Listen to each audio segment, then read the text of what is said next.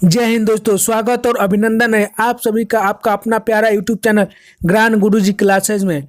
मुझे पूर्ण विश्वास है कि आप और आपके परिवार अच्छे और स्वस्थ होंगे और आप लोग बहुत ही बेहतरीन ढंग से तथा भरपूर ऊर्जा के साथ अपनी परीक्षा की तैयारी कर रहे होंगे। तो मेरे भाई मेरे बहन, मैं हिंदी साहित्य से संबंधित अत्यंत महत्वपूर्ण प्रश्न लेकर आया हूं जो आपके हर परीक्षा के लिए उपयोगी है। तो वीडियो को स्किप न करते हुए अंत तक अवश्य देखें तथा वीडियो को लाइक कर चैनल को सब्सक्राइब करना ना भूलें। तो दोस्तों, समय को ध्यान में रखते हुए हम लोग पहले प्रश्न की ओर चलते हैं और हमारा पहला प्रश्न है, अशोक के फूल निबंध संग्रह के रचनाकार है। हाँ, अशोक के फूल निबंध संग्रह के रचनाकार है। आपका उत्तर होगा हजारी प्रसाद द्विवेदी। सही उत्तर है हजारी प्रसाद द्विवेदी। अगला प्रश्न है, कबीरदास की भाषा क्या थी? कबीरदास की साहित्यिक भाषा क्या थी? आपका सही उत्तर है सधुकरी। कबीरदास की भाषा क्या थी? सधुकरी। अगला प्रश्न है, वीर गाथा काल के सर्वश्रेष्ठ कवि माने जाते हैं। वीर गाथा काल के सर्वश्रेष्ठ कवि माने जाते हैं। सही उत्तर है चंद्रबरदाई। सही उत्तर है चंद्रबरदाई। अगला प्रश्न है, भारत भारती काव्य के रचनाकार है। भारत भारती काव्य के रचनाकार है।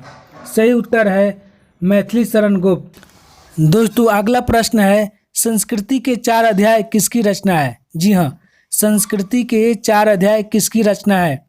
आपका सही उत्तर है रामधारी सिंह दिनकर। कौन है? रामधारी सिंह दिनकर। दोस्तों, आप अपने पास कॉपी और कलम लेकर अवश्य बैठेंगे क्योंकि जो भी इससे रिलेटेड इम्पोर्टेंट प्रश्न होंगे वो भी मैं बताऊंगा, जिसे आप अपने नोटबुक में नोट कर लेंगे। इसी कृति पर इन्हें साहित्य अकादमी पुरस्कार भी प्राप्त हुआ था। इसको आप लोग अपने नोटबुक में नोट कर लेंगे। अगला प्रश्न है, रामधारी सिंह दिनकर किस रस के कवि माने जाते हैं? रामधारी सिंह दिनकर किस रस के कवि माने जाते हैं? सही उत्तर है वीर रस। किस रस के माने जाते हैं? वीर रस। अगला प्रश्न है, प्रगतिवाद उपयोगितावाद का दूसरा नाम है, यह कथन किसका है? प्रगतिवाद उपयोगितावाद का दूसरा नाम है, यह कथन किसका है? सही उत्तर है नंद दुलारे वाजपेयी। नंद दुलारे वाजपेयी। अगला प्रश्न है, हिंदी कविता को छंदों की परिधि से मुक्त कराने वाले कवि थे। हिंदी कविता को छंदों की परिधि से मुक्त कराने वाले कवि थे। आपका सही उत्तर है सूर्यकांत त्रिपाठी निराला। कौन है? सूर्यकांत त्रिपाठी निराला। अगला प्रश्न है, अवधी भाषा के सर्वाधिक लोकप्रिय महाकाव्य का नाम है। अवधी भाषा के सर्वाधिक लोकप्रिय महाकाव्य का नाम है। सही उत्तर है रामचरितमानस। सही उत्तर है रामचरितमानस और इसके लेखक हैं गोस्वामी तुलसीदास। कौन है? गोस्वामी तुलसीदास। इसको भी आप लोग नोटबुक में नोट कर लेंगे। अगला प्रश्न है, हिंदी के सर्वप्रथम प्रकाशित पत्र का नाम क्या है? हिंदी के सर्वप्रथम प्रकाशित पत्र का नाम क्या है? सही उत्तर है उत्तंड मार्तंड। उत्तंड मार्तंड। अगला प्रश्न है, रस मीमांसा रस सिद्धांत से संबंधित पुस्तक है। इस पुस्तक के लेखक है। जी हाँ दोस्तों, इस पुस्तक के लेखक कौन है? रस मीमांसा रस सिद्धांत से संबंधित पुस्तक है और इस पुस्तक के लेखक कौन है? तो इस पुस्तक के लेखक आचार्य रामचंद्र शुक्ल है। कौन है? आचार्य रामचंद्र शुक्ल है। दोस्तों, वीडियो अगर अच्छी लगी तो वीडियो को लाइक कीजिए, अपने दोस्तों के साथ शेयर कीजिए तथा चैनल को सब्सक्राइब करना ना भूलें। दोस्तों, अगला प्रश्न है, शिवा बामनी के रचनाकार है। शिवा बामनी के रचनाकार है। आपका सही उत्तर है भूषण। कौन है? शिवा बामनी के रचनाकार कौन है? भूषण। अगला प्रश्न है, गागर में सागर भरने का कार्य किस कवि ने किया? जी हाँ दोस्तों, गागर में सागर भरने का कार्य किस कवि ने किया? सही उत्तर है बिहारी लाल। किसने किया? बिहारी लाल ने। और इनकी एकमात्र कृति है बिहारी सतसई, जिसमें 713 दोहे लिखे हैं और ये 713 दोहे लिखकर हिंदी साहित्य में प्रसिद्ध हो गए हैं। अगला प्रश्न है, रामधारी सिंह दिनकर को भारतीय ज्ञानपीठ पुरस्कार किस साहित्य पर प्राप्त हुआ है? जी हाँ दोस्तों, रामधारी सिंह दिनकर को भारतीय ज्ञानपीठ पुरस्कार किस साहित्य पर प्राप्त हुआ? आपका उत्तर है उर्वशी। किस साहित्य पर प्राप्त हुआ? उर्वशी पर।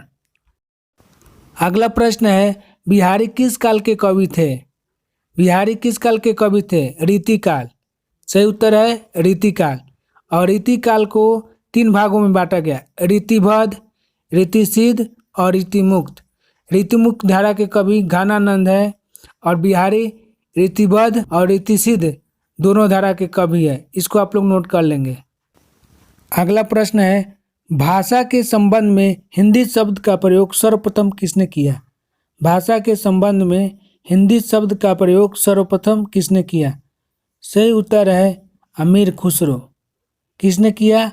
अमीर खुसरो ने। अगला प्रश्न है, सीधो की उद्धृत रचनाओं की काव्य भाषा है। सीधो की उद्धृत रचनाओं की काव्य भाषा है। सही उत्तर है देश भाषा मिश्रित अपभ्रंश अथवा पुरानी हिंदी। देश भाषा मिश्रित अपभ्रंश अथवा पुरानी हिंदी। अगला प्रश्न है, चिंतामणि के रचयिता है। चिंतामणि के रचयिता है। सही उत्तर है रामचंद्र शुक्ल। सही उत्तर है रामचंद्र शुक्ल। अगला प्रश्न है, पृथ्वीराज रासो के रचनाकार है। जी हाँ दोस्तों, पृथ्वीराज रासो के रचनाकार है। सही उत्तर होगा चंद्रबरदाई। सही उत्तर है चंद्रबरदाई। अगला प्रश्न है, सुहाग के नूपुर के रचयिता है। जी हाँ दोस्तों, सुहाग के नूपुर के रचयिता है। आपका उत्तर है अमृतलाल नागर। कौन है? अमृतलाल नागर। अगला प्रश्न है, भूषण किस रस के कवि है? भूषण किस रस के कवि है? आपका सही उत्तर है वीर रस। भूषण वीर रस के कवि है। अगला प्रश्न है, झरना काव्य संग्रह के रचयिता है। जी हाँ दोस्तों, झरना काव्य संग्रह के रचयिता है। आपका सही उत्तर है जयशंकर प्रसाद। जयशंकर प्रसाद झरना काव्य संग्रह के रचयिता है। अगला प्रश्न है, अपभ्रंश भाषा के प्रथम व्याकरणाचार्य कौन थे? अपभ्रंश भाषा के प्रथम व्याकरणाचार्य कौन थे? आपका सही उत्तर है हेमचंद्र। हेमचंद्र अपभ्रंश भाषा के। अगला प्रश्न है, निर्गुण भक्ति काव्य का प्रमुख कवि है। निर्गुण भक्ति काव्य का प्रमुख कवि है। सही उत्तर है कबीरदास। कबीरदास निर्गुण भक्ति काव्य का प्रमुख कवि है। अगला प्रश्न है, मनुष्य के आचरण के प्रवर्तक भाव या मनोविकार ही होते हैं, बुद्धि नहीं, यह कथन किसका है? मनुष्य के आचरण के प्रवर्तक भाव या मनोविकार ही होते हैं, बुद्धि नहीं, यह कथन किसका है? दोस्तों, यह कथन रामचंद्र शुक्ल का है। तो उत्तर रामचंद्र शुक्ल होगा। अगला प्रश्न है, निराला के राम तुलसी के राम से भिन्न और भवभूति के राम के निकट है, यह कथन किस हिंदी आलोचक का है? दोस्तों, यह कथन डॉक्टर रामविलास शर्मा का है। किसका है? डॉक्टर रामविलास शर्मा का है। अगला प्रश्न है, देवनागरी लिपि का विकास किस लिपि से हुआ है? जी हाँ दोस्तों, देवनागरी लिपि का विकास किस लिपि से हुआ है? आपका उत्तर है ब्राह्मी लिपि। किस लिपि से हुआ है? ब्राह्मी लिपि से। और हिंदी की लिपि क्या है? देवनागरी लिपि है।